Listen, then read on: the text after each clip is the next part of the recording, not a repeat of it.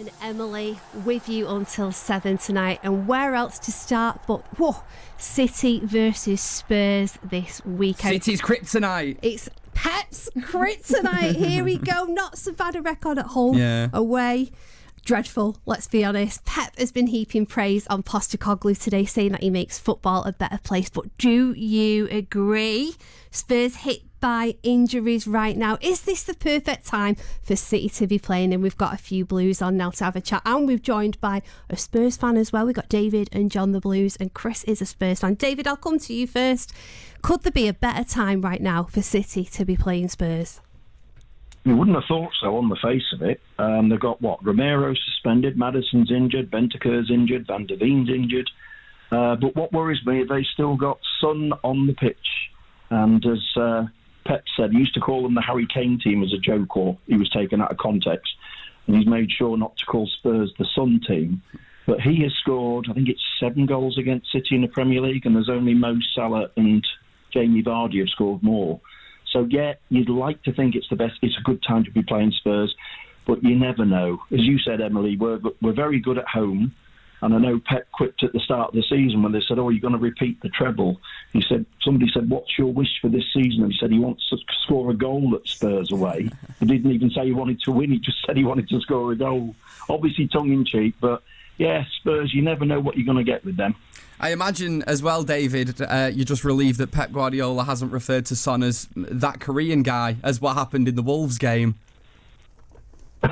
I wasn't aware of that. I missed the Wolves game. Sorry, I was overseas at the time. So before the press conference, he referred to the Wolves winger. Is it Hee-chan, his name? He referred to him as that Korean guy, and then that Korean guy went and scored. He had the game of his life. So now there's a load of Wolves fans at games now. You see him with the back of the shirt. They've just got that Korean guy, which I think is excellent, to be honest. Well, it shows Pep's influence, doesn't it? But that Korean guy, if memory serves me, even though I wasn't at Molineux, shouldn't have been on the pitch to score the goal. I think he should have had a second yellow after nearly crippling Kyle Walker, shouldn't he? I remember it well. What a dismal day that was, David. John's joining the chat now. John, great start to the season for Spurs under Postecoglou, but 3 defeats for them on the spin. Do you reckon this is the perfect time for City to be playing them?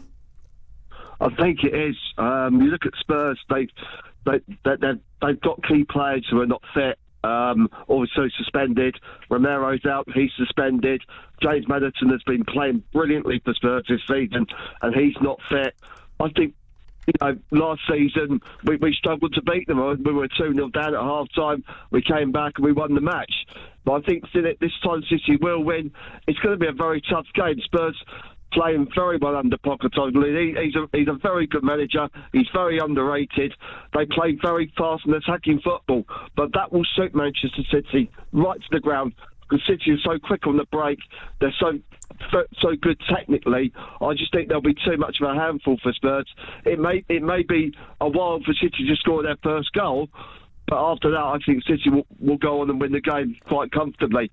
Because what City have got is they've got good substitutes, they've got a good squad, and Spurs don't seem to have that large squad where they can rely on players to deliver. They haven't got Richarlison, who's going to score 2 or 3 goals. Obviously, Sheffield United, he did. But if you take that out, they don't seem to have enough depth in their squad, so when the times are really tough, there's nobody there to dig them out of a hole.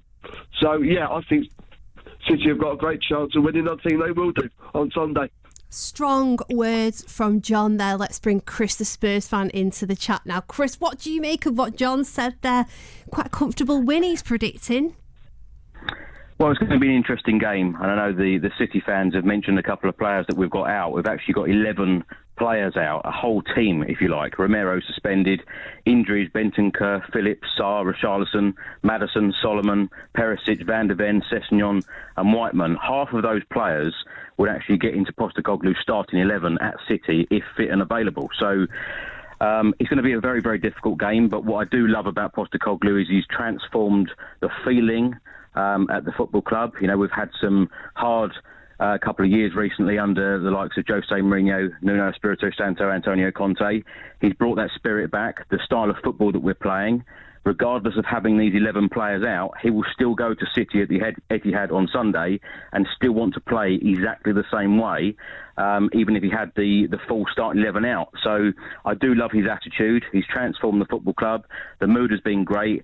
I know we're only 13 games in, but the 10 games when we were sitting top of the Premier League unbeaten, it was great. The last 3 games have been very difficult, but he still wants to play exactly the same way. So I think he's going to go to the Etihad on Sunday and give City a real go. He wants to go there and win, and I absolutely love the attitude from our manager. Yeah, we're talking about a team just outside the top 4, a team who have been stricken with injuries, a team who have won 8 games in the Premier League this season. I'm not talking about Tottenham, by the way. I'm talking about Manchester United, which is why it winds me up so much. Honestly, I'm not just saying this for dramatic effect, but the way that fans in the Premier League, the way the whole media has fallen for this Postecoglou loving is winding me right up. Spurs, you'd think that Ange Postecoglou's the second coming of Jesus or something, the way that people talk about him. They're on 26 points after 13 games. United, who are apparently the worst team in the league, the way that so many people talk about them, and Erik ten Hag, they've had so many injuries as well. United have had so many injuries. We're 2 points behind Spurs. Like, Chris, I'm not saying that I don't like that Ange Postecoglou tries to play great football. I'm not saying that he's a great personality. He's not a great personality but it's either. A bit over the top, in press conferences. But can everyone just calm down a little bit? Like, Chris, you're not doing that well. Gaz, I think you must be the only person I've ever spoke to in the last couple of months not to praise what Ange Postecoglou has done. Yeah, I know. Being a Spurs fan, for many years, what we've gone through in recent years since Pochettino left, the drab football that we've been playing, we can see the signs. We can see what's going on. Manchester United, I think, are very different. I didn't think I was going to come on here and talk about Manchester United. Otherwise, I'd been very well prepared. But from what I've seen at Manchester United, it's up, down, up, down, up, down. With Postecoglou, you can see that the football club is going in one direction and in the right direction, and in the direction that we want to see. We've seen entertaining football. I can't say that for Manchester United fans. Yes, you've probably grinded out some results and had some really good VAR decisions go your way. That's absolute nonsense, Chris. We had a terrible VAR decision go against you lot, where we should have definitely had a penalty. 9 times out of 10, VAR gives the penalty. They didn't that day. We had the VAR decision go against us at Arsenal. You also had the likes of Bruno Fernandes miss a header from a couple of yards out. Whose fault is that? That's Manchester United's fault. We won that game. We've won a lot of games this season. We've done extremely well, and it is about the signs. It is about going forward, and it is about what's going to happen in the future. And I believe that Spurs will be miles ahead of Manchester United this season. 0800 218 2255. Come and join in the chat on Total Sport tonight. David, the City fan, I'm bringing him back in. David, what do you make of what you're listening to here, United and Spurs? Do you think that the praise is over the top for Postecoglou? Because Pep was at it today. He said that Postecoglou makes football a better place. It's all because he says mate a few times in interviews. That's all it is. I think Postecoglou is actually a breath of fresh air. He's a straight-talking Aussie. He doesn't hide behind cliches. He doesn't talk the proverbial BS. He's great. I like the guy. I like his attitude. He's trying to get Spurs a distinctive style of play, which is attacking and expansive. And as you two Spurs fans have said, he'll probably come and set his stall out to do exactly the same. I think he's a principled manager. Pep doesn't praise people, lightly. No, I think he's a great guy. And he does. He praises everyone. He does this right before he batters teams 4-0. He makes out that they're the best team in the world. This is a classic Pep Guardiola move. Maybe so, but I think most people... I've got no love of Spurs. You're all twittering on about VAR. Let's not forget Llorenti's handball, which wasn't sort of picked up by VAR in the Champions League, which led to Spurs knocking City out. And they eventually went on to the Champions League final. But no, he's good. He's got a good personality. He tells it the way it is. He doesn't hide behind, lots of excuses. They are injury crippled. I think he's great. And I don't love Spurs by any measure, but Postecoglou is okay. And the only regret I have about Spurs season is that Harry Kane went to Bayern Munich and he was never asked to pronounce his manager's name in an interview. Absolutely love that. John, Postecoglou, this loving for him. He said today that he will not be compromising on the way that they played, on their attacking style, coming to the Etihad. We know the way that Pep works, we know the way that City play. And if he does that, by the way, he's an idiot. Well, this is the thing. Do you reckon, John, that will work playing against City at the Etihad? Well, it should work against City because the way City play. And as for going for VAR decisions, just remember that Wolves should have had a penalty in the last minute against Manchester United at Old Trafford. You're going to go all the way back to the first game of the season, which, by the way, is the only VAR decision I think that has gone in Man United's favour where it should have gone the other way. Every other decision after that, I genuinely think has been unfair on United. And United have had the injuries. That's a contradiction. But because our manager doesn't say mate in interviews and he's all dead pally with his Australian accent because he's, maybe doesn't have the personality of Ange Postecoglou, he doesn't get this loving that everyone else gets. City and Spurs fans agreeing, guys. And obviously everyone hates United because we ruined everyone's childhood. I get that. And that isn't the case with Spurs. They're just like little Spurs, aren't they, who are doing well, so people like to see them do well. Spursy, don't they? Yeah, well, that's it. Gaz, let's be honest with you. Eric Ten Hag has no personality. So there you go, end of story. Whereas Guardiola and Postecoglou do. No, I don't think Guardiola necessarily has a personality. I still think he's the best manager in the world. I don't think it matters how nice someone is in interviews or how charming they are. It's about what they do on the pitch. And just as he got it wrong against Chelsea, Postecoglou, somehow Spurs lost that game and everyone's praising him. It's nonsense. Look at the way they lost the Wolves game. They'll go to the Etihad and they'll go attacking and everyone will be like, look at him, he's dead brave playing attacking football, and they'll get beat 4-0 and what they should do is go in and play conservative and try and get a draw.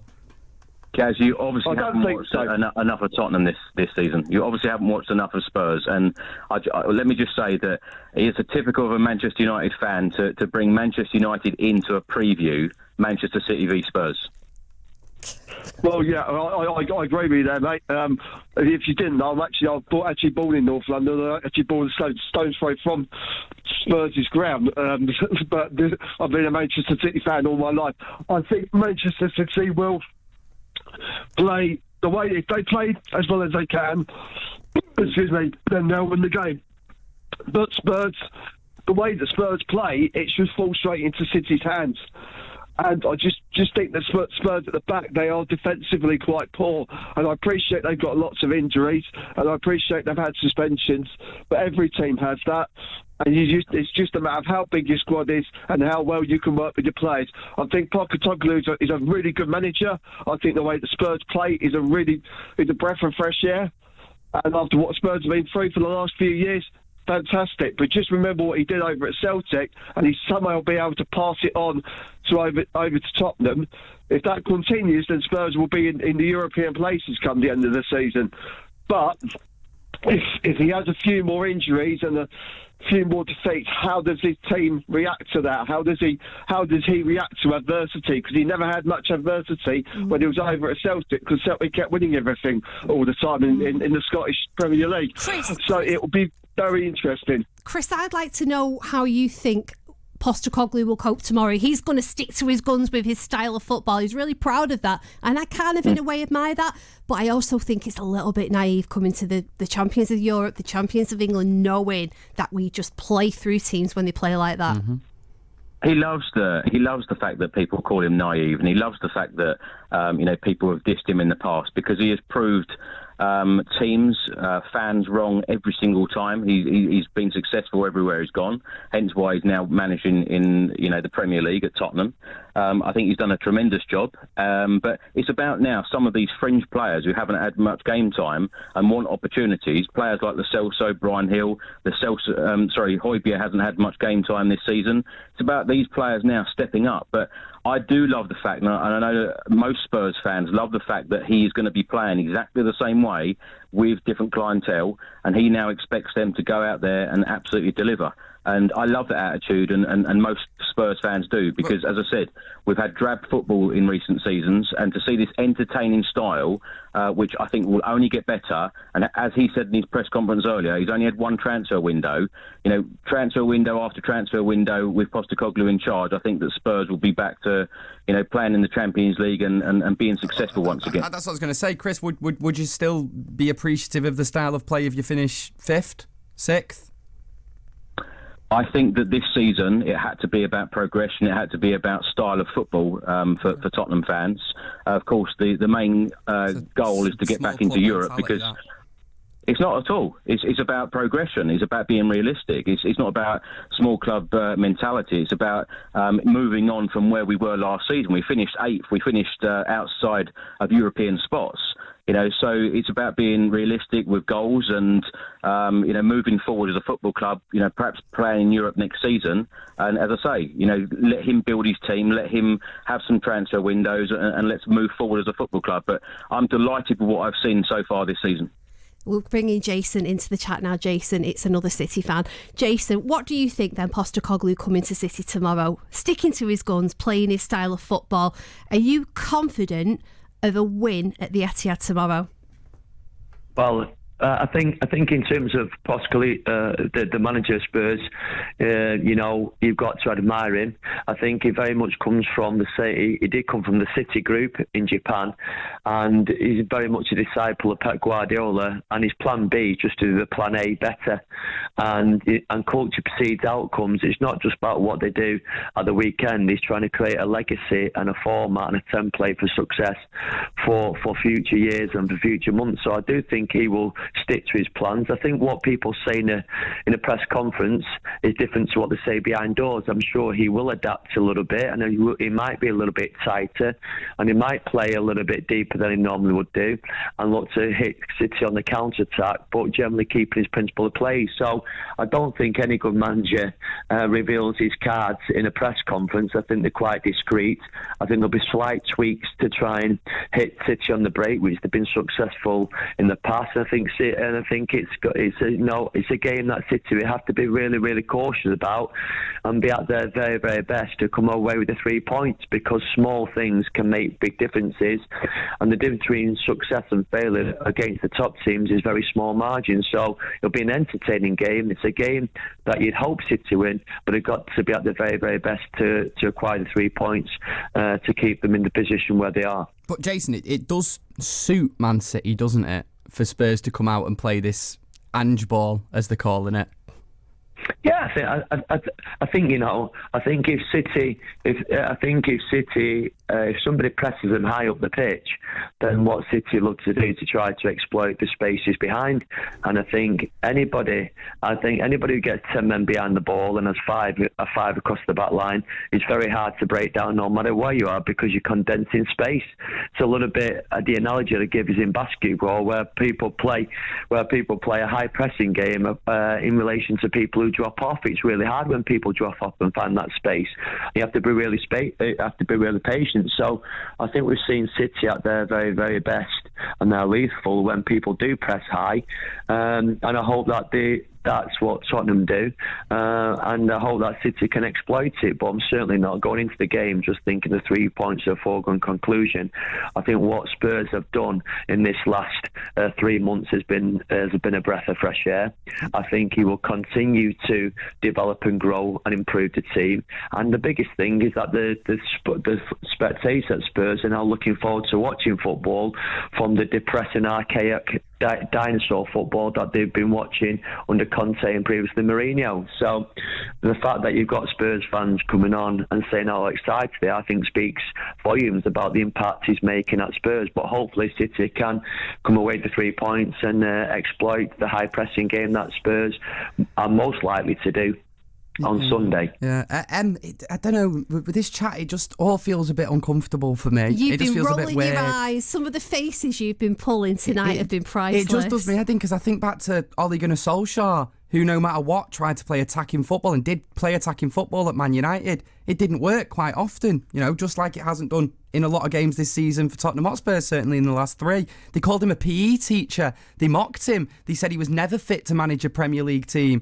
Man United are 2 points behind Spurs. The way that people have spoken about Erik ten Hag this season compared to Ange Postecoglou, for me, the difference is because, like I say, Postecoglou seems like a big personality. Ten Hag isn't that a big personality. I don't mind that. That's not a bad thing.